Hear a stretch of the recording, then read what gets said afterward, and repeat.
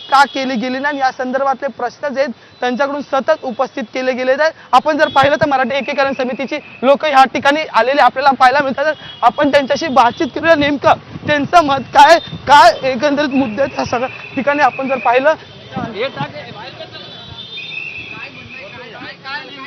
काय नेमकं म्हणणं इकडे न्यायालयाची अवमानना होते आणि त्या न्यायालयाचा जो अपमान केलेला आहे आणि जैन धर्म हा शांतप्रिय धर्म असताना यांनी शस्त्र काढायची जी भाषा करतायत त्याचं आम्हाला जैन धर्मांच्या शांततेची अपेक्षा असताना त्यांनी जे शस्त्र न्यायालयाच्या जो संविधानाचा अपमान केला आहे त्याच्यासमोर आम्ही निवेदन शांततेच्या मार्गाने निवेदन द्यायला आलोय। आम्ही कोणतेही इथे काय अप्रकार करणार किंवा पोलीस शासनावरती जास्त भार देणार नाही। आम्ही या आधीही तुमची काही लोक आली होती, त्यांना पोलिसांनी ताब्यात घेतलं गेलेलं आहे, काय पोलीस ही अशी का भावना करतायत? आम्हाला ज्यांनी संविधानाच्या विरोधात जे बोलतायत त्यांना तुम्ही नोटीस नाही काही नाही आणि आम्हाला मीरा रोड तिथे आपलं मराठी आंदोलन झालं त्या आंदोलकांना रात्रीपासून उचलून त्यांना नोटीस दिली, त्यांना असं बळजबरीने इकडे उचललं आणि आता इथे जैन धर्मीयांना कोणालाही नोटीस नाही काय नाही, ते आपले शस्त्र काढायची भाषा करतायत।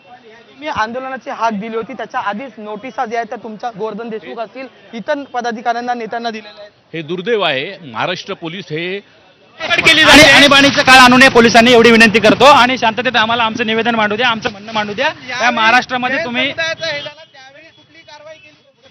ही दुटप्पी भूमिका शासनाने मानू नये, दुटप्पी भूमिका मानू नये। आम्ही कायद्याने येतोय। तुम्ही तुमची करणार काय खाण्यात तुम्ही प्रवास केलेला आहे, गनिमी कावा म्हणायचा का हा? नाही गनिमी कावा नाही, पोलिसांनी आमच्या मराठी भाषिकावरती ही वेळ आणलेली आहे। पोलीस आम्हाला काहीच करू देत नाहीयेत आणि माननीय गृहमंत्र्यांनी पोलिसांना आवरावं, आम्हाला देखील आमची भूमिका मांडू द्यावी। परंतु